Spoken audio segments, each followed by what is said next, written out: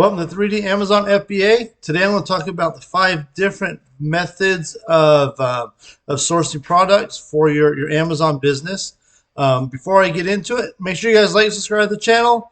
I'm still pushing for that 1,200 subscribers. I'm 10 away or 11 away, something like that. So if you're new to the channel, you're not subscribed, make sure you subscribe to the channel.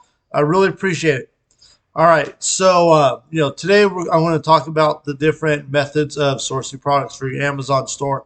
Those of you who've been doing this for a while, been watching my channel. The first one is going to be obviously retail arbitrage. That's the one that I use the most, but I am shifting away from doing retail arbitrage. Actually, I think I only went out sourcing like 3 or 4 times through the whole month of January, and I still pulled I should do about 55,000 this month, and that's with me mainly doing wholesale and online arbitrage. Excuse me, totally slipped my mind. But retail arbitrage, when you go out to Walmart, Ross, Target, whatever store, and you go in there and you're hunting for products, scanning barcodes typically, or typing in the product. That is definitely the most time-consuming way of sourcing. It's my favorite form personally because I like to go out. I spent 20 years working retail, so I'm used to moving around stores, and I like kind of hunting for product. The next one is online arbitrage, and again, this is one that I've done a lot. So online arbitrage is when you're going through websites and you're manually sourcing product. I mainly do this with GameStop, Hot Topic, Box Lunch, and Sally's Beauty, because I'm looking for specific things when I go to those websites. So I go through their sell items typically, and I go individually because they don't typically have their sale prices on the website. So for example, they'll be like, this item's $12, there's 25% off, but it doesn't give you the total on there. So the next form, technical arbitrage, won't pull it up because they're still seeing that $12 or whatever it is. So sites like this, it's best just to go on there and source yourself, which is something I've done more of the last probably 2 months than I typically do. But that's what online arbitrage is, when you're manually sourcing products without any software helping you, other than like your seller app, or like use Keepa, of course, if on Amazon when you check out items, but you're not scanning, you're not using scanning software. Which gets me to the next one, which is tactical arbitrage. Those of you that don't use tactical arbitrage or aren't familiar with it, it sources for you. Basically, you give it a criteria and say, okay, I want to look at toys. I want to look at 90s toys specifically.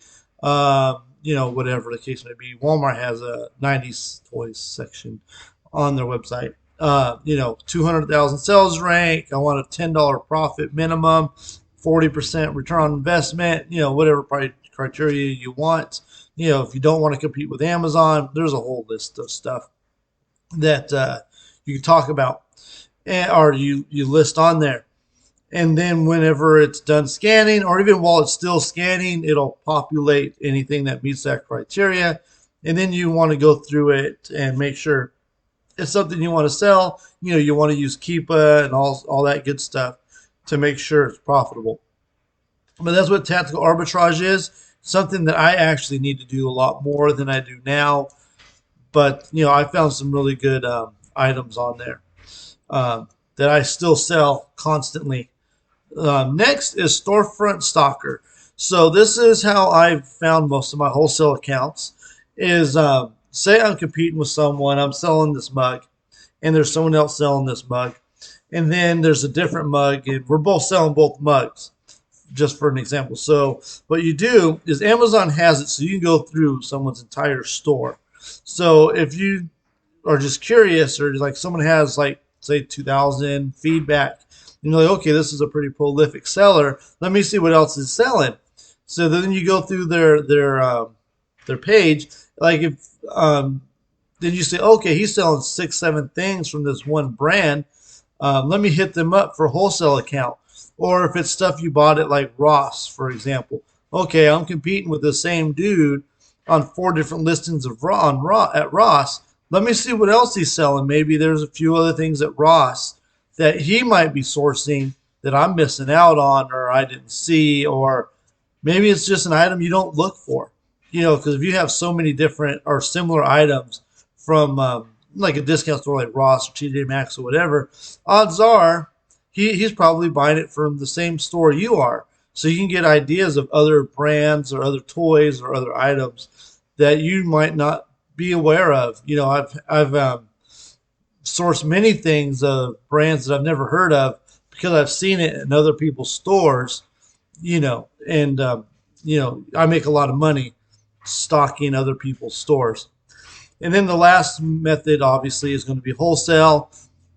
You know, like I just landed a wholesale account just last week, and I decided, I sell a lot of heavy stuff, barbecue sauces and stuff like that. So I was like, what's lightweight? What's food? Because I like selling smaller brands that don't have the attention of everybody but sell well. So I went just looking through, a specific type of food that's fairly lightweight. And I found a company, and I ordered almost like $1,600 worth of product the same day that I reached out to them for a wholesale account.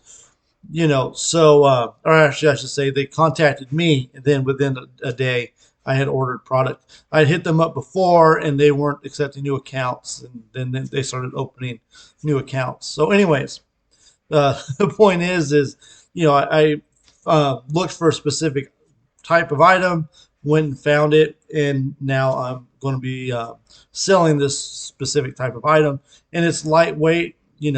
I think it's like a pound each. So I could fit like 48 in a box, including the packaging or whatever. So it's more of what I'm looking for. I want lighter weight stuff, I guess. But wholesale is you buy bulk from the manufacturer or from a distributor, like Entertainment Earth is a distributor, for example. The barbecue sauce that I buy wholesale, I get that from a distributor, because all the manufacturers of their product go directly to them to do their wholesale business for them. Because I actually reached out to the brands individually, and like 4 of them sent me back to this company. But, in this case, I'm dealing directly with the manufacturer. A toy brand, I reached out to them. They said, we won't deal with you unless you spend 20 grand. This was last week as well. But here's a couple distributors that, if you're not looking to spend 20 grand with us. And I went through one of them. The other one, Amazon's on every single listing, so I didn't bother hitting them up with this one specific item.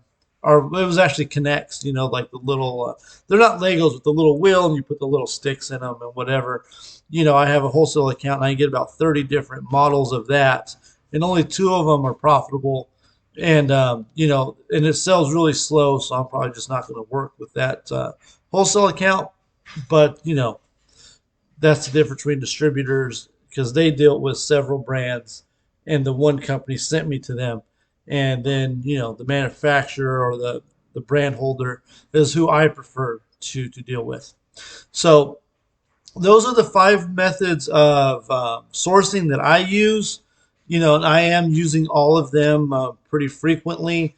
Retail arbitrage, I'm just so busy with life that retail arbitrage is kind of taking a back seat. So I'm shifting more to online, but I'm trying to convince myself I need to get back out there doing retail arbitrage because it's fun for me. I really enjoy it.